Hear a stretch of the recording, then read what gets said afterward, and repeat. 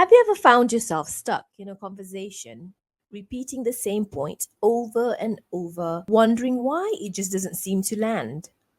I've had students share similar experiences.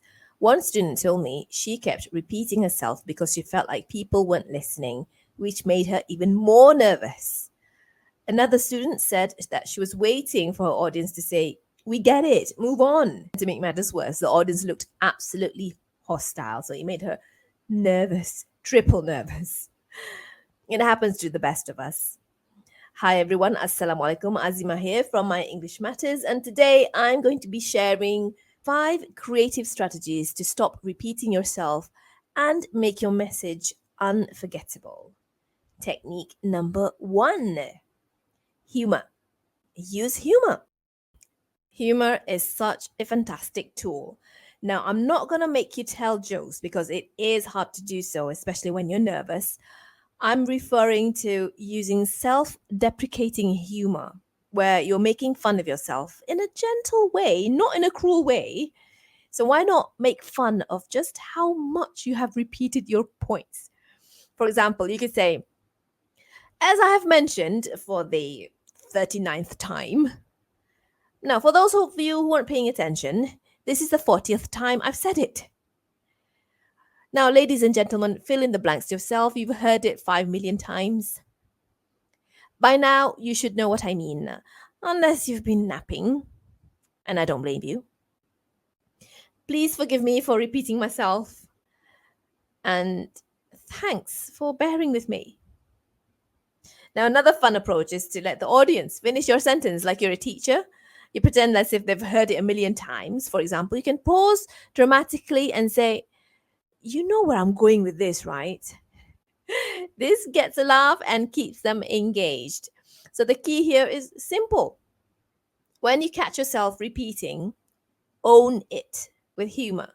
It lightens the mood and it also helps you stay connected with your audience. Maybe when your audience is aware that you are aware, they'll forgive you with good humor. Remember, if the audience is laughing, they're listening. Technique 2: use a "this means that" approach. So this is one of my favorite strategies to keep things moving and making your point stick without repeating yourself. For example, instead of saying, "Let's improve team collaboration" 5 times, right? Let's say you said this 5 times. Instead, say, "Let's improve team collaboration." Pause. This means sharing ideas openly, reducing misunderstandings, and achieving our goals faster. So by using "this means" or "this means that," you're not just repeating your point, you're explaining it in a way that sticks with your audience. It gives them something concrete to remember and reinforces your message without being repetitive. Think of it like a bridge. It connects one idea to the next, helping your audience move forward with you. Now, speaking of bridges and connections, let's take this even further with our next technique to make your points even more memorable without repeating yourself. Technique number 3: use analogies, metaphors, and similes. Analogies, metaphors, and similes are fantastic tools to make your point more vivid and memorable without having to repeat your point. These comparisons simplify complex, challenging ideas and make them relatable. So, what are analogies, metaphors, and similes?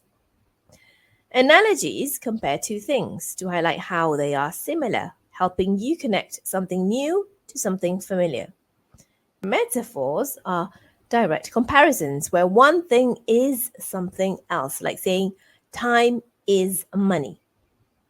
Similes use like, the word like, or the word as to compare two things. For example, her smile was like sunshine. Let's say I want to explain how to cope with the feeling of nervousness when communicating in English. Instead of just telling my students, feeling nervous is normal and it doesn't fully go away, so you must learn to manage it, I'll use a metaphor. Here's my metaphor. Think of nervousness as the ocean. Some days, the waves are small and manageable, and you feel like you're in control. But other days, the waves crash, and it feels like you're barely staying afloat. Now, picture yourself as a duck. On the surface, you look calm and collected, but underneath, your feet are working hard to keep you from sinking. So, this is what I want you to do. Practice and manage your nerves just like the duck learns to glide through choppy water. By using this metaphor, I am making my point memorable without repeating it. The key here is to create vivid images that help your audience grasp and remember your message. And my message is, the more you practice, the more in control you'll feel, just like the duck swimming through the water. Technique number 4, tell a story. Stories are magic. They stick with us. Our brains light up when we hear them, making the experience more engaging and memorable. Let me share a quick one. Just the other day, I wanted to teach my 6-year-old son the importance of using recycled items. So he loves drawing and crafts. When I said, okay, let's use recycled paper, he got really upset because he preferred fresh sheets of paper. After he calmed down, I explained that trees are chopped down to make paper and that recycling helps save trees, keeps nature healthy. I told him trees can live so many years, hundreds of years sometimes. Imagine how long it takes them to grow only to be cut down for paper. I even told him a story from my childhood, how my late papa would bring home used paper from work and I couldn't wait to draw and write on it. My son looked at me with his big, gentle eyes and said, "You saved trees, didn't you, Mama?" So the lesson here that I wanted to teach him, using recycled items makes a big difference in protecting our planet. Stories that are relatable to your audience help connect emotionally, making your point powerful and unforgettable. And just now, I illustrated how important storytelling is by telling you a story. How about that? Technique 5, stop talking and invite a response. Yes, sometimes the best way to stop repeating yourself is simple. Just stop talking. After you've made your point, ask your audience for their thoughts. This means asking questions to make it more interactive. Ask, what do you think? Or is this making sense? Or am I on the right track? Not only do these questions keep the conversation flowing, but they give you a moment to pause, to collect your thoughts, and to see if your audience is following along. Let your audience speak. Let your audience give you feedback and help guide you to the next point. This will save you from repeating yourself too much. So if you forget everything else, just remember this final tip. Stop talking and invite a response. So those are my 5 tips. I'm going to give you a quick recap. 5 ways to stop repeating yourself. Number 1, use humor to make repetition sound intentional and create self-awareness. Use a this means that approach to move your ideas forward, keeping your message fresh and progressing without circling back.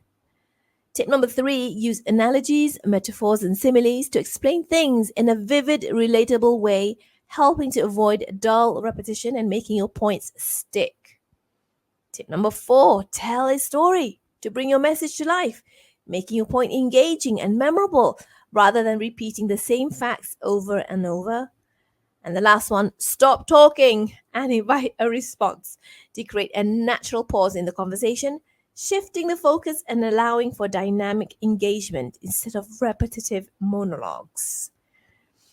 My final thoughts now.